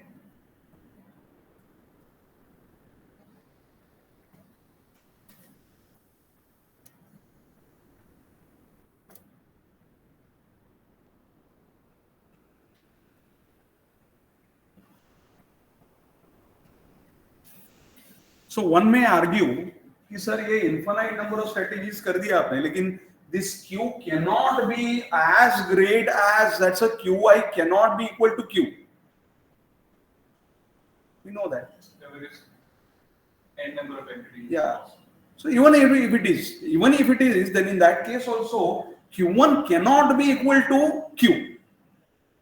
So QIs cannot be equal to, that are approaches to Q. QI, that is Q1, we say. They cannot approach to Q, that's the total output. So QIs are always less than Q. Always less than Q. So why we are reaching to infinite number of stages then in that case? If someone cannot increase beyond a level. So still, because these strategies can be infinite. Only that is the reason we stated that. Because otherwise someone may argue why it is done. So payoff of ith firm is a function of strategies by the firm for the reaction of the other firm. Correct? and then we reach the equilibrium. So we assume the firm's payoff is simply it's a profit. So firm's payoff, now it's a strategy, correct? These are strategies. What is payoff? Payoff is profit, because that is actually is the objective to maximize. Profits are to be maximized by the firms, correct? And so the payoffs are profits of the firms. So the firm's payoff are profits, which we define it as UI is the profit. UI is the profit which comes from the SI and SJ, they are small letters. SI, SJ strategies. What is what? UI is the payoff, that is profit, of ith firm. No, I get that part. UI is the payoff matrix. Payoff matrix as what? You were not there in our earlier lecture, I think. Payoff matrix is the matrix which is nothing but the we can say outcome in terms of the returns for these strategies, right? Okay. It's nothing but the utility. Utility. Okay. It's nothing but the utility, but what you gain, gains. Okay. Gains are recorded in a matrix which is known as payoff matrix. Okay, for every strategy what you play. Okay. So UI is the payoff matrix which is for SI/SJ in general two-player game in normal form, in this normal form.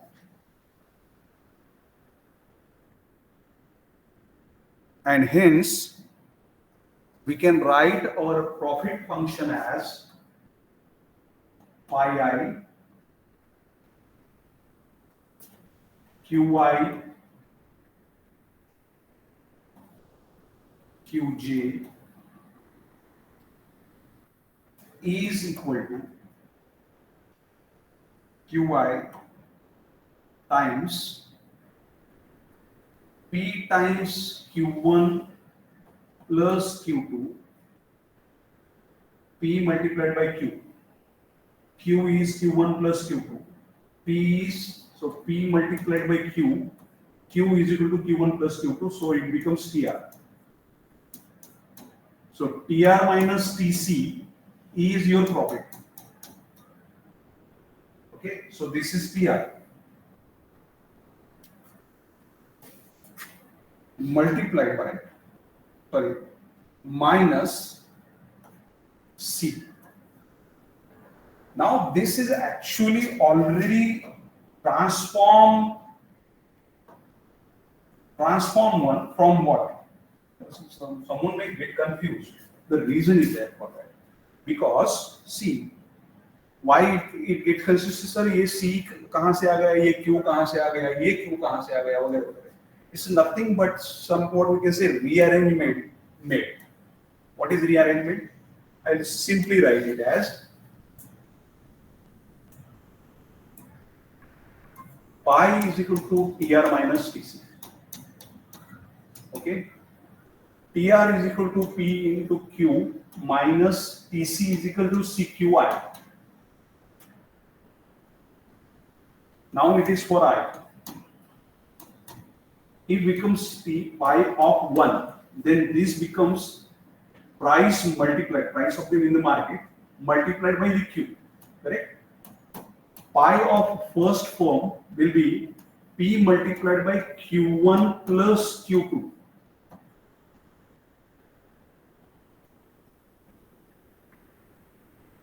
Minus CQ1.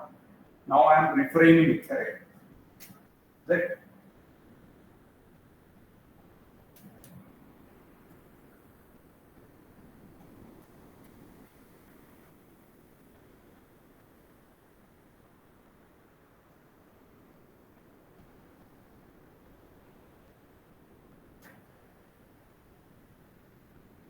okay.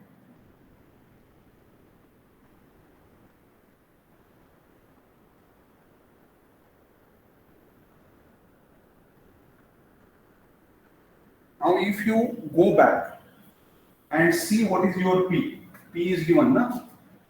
What is P?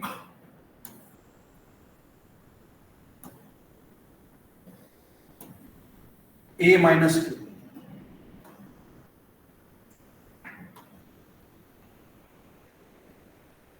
Correct? P is A minus Q. If you substitute that, what will happen?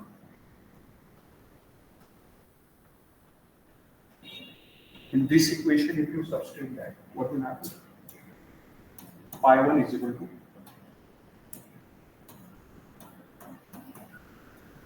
A minus Q is your price function multiplied by Q1 is your TR.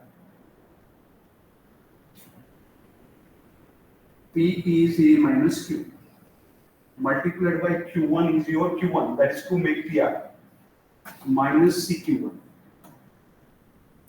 is equal to A minus Q1 plus Q2 times Q1 minus CQ1. Now you will see how this is written like this. Why this is written like this? Okay. So Q1 is multiplying all these inside, so it becomes AQ1 minus Q1 Q2. Correct? Plus minus minus and Q1 square minus CQ1. So everywhere Q1 is common and that is taken out.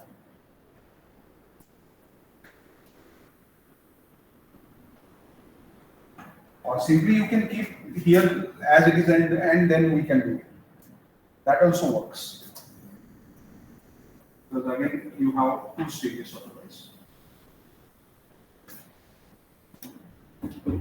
So Q1 is multiplied by A, so that becomes AQ1 minus Q1 plus Q2 times Q1 as it is. This is multiplying to this is multiplying to this. Okay, both minus as it is minus CQ1. Now Q1 is common in all. Okay, and if you take this out, then what will happen?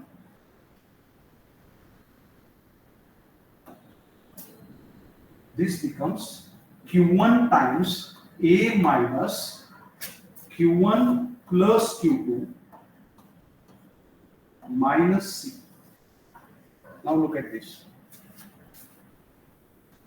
Because this PQ1 plus Q2 is a function of PQ. And that is same, A minus Q.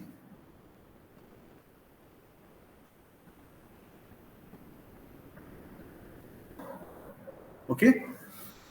This is functional form, this is actual form.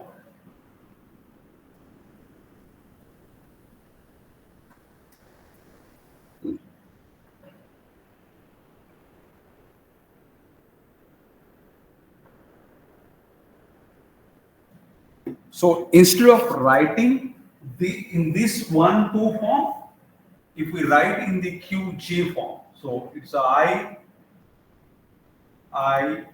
J, and C. Then it becomes pi I is equal to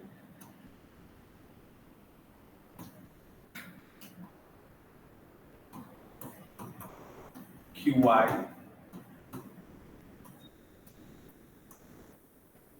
P times QI plus QJ minus C, which we can rewrite in this form as QI in bracket A minus QI plus QJ minus C.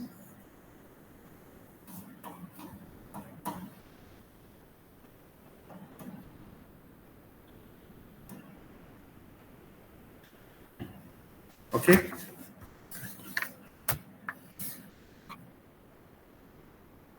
Now this becomes your profit function of ith firm, that is payoff of ith firm. Whatever number of firms are there, 1, 2, 3, 4, 5, whatever are there. Now, in the two person game or two player game or two firm game, and the normal form game, with these strategy pairs, of S1 or SI star or S1 star, S2 star. Now these are, we can say, strategies played by both the firms, correct? First firm plays this strategy, second firm plays this strategy. So in every stage you will have these two strategies, correct? Okay? And these strategies are actually coming with the equilibrium quantities of output, which are generating the payoffs. So strategies are generating the equilibrium quantities of Q1 and Q2 star. These are generating the utility, that is payoffs of the two firms. And so the strategies, if we make it in the payoffs, because payoffs are the outcome of these strategies, then for any strategy, if firm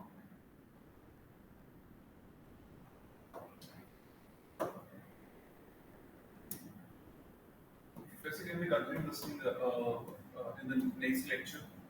yes, we are SI star, SJ star is greater than or equal to UI, SI, SJ star. This says it's a Nash equilibrium. This is in terms of utility, you meant? No, it's a payoff matrix. Oh, okay. For every feasible strategy SI in SI. SI in SI, the SIs are elements of SI. Okay? So these are small SIs, all these are small SIs, which are from the SI number of strategies, that is the SI set, strategy set. From these sets, when you have SI star and SG star, both are in equilibrium.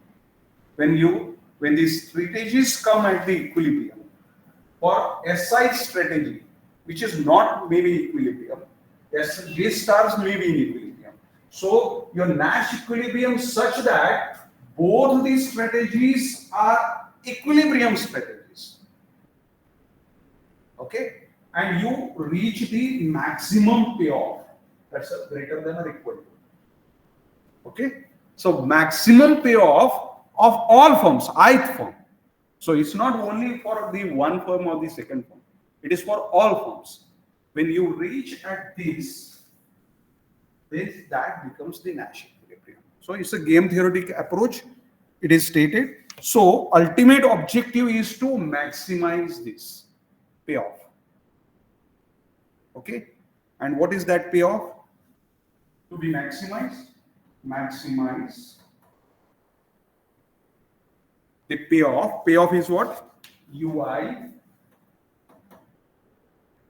SI, SJ stars, because we want the equilibrium. Sorry. For any firm, this is to be maximized. Why and what constraints? SIs are elements of SI.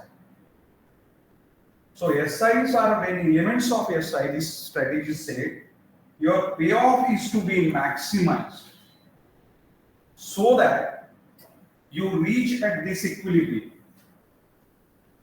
And that is Nash equilibrium.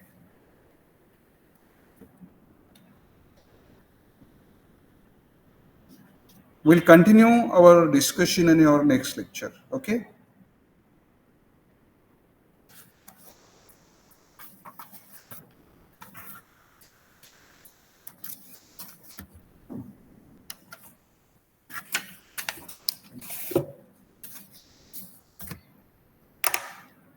Any doubt? Yes.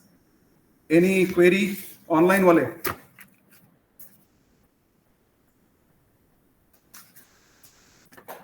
No, sir. Good. Thank you. Bye. We'll see you in a lecture.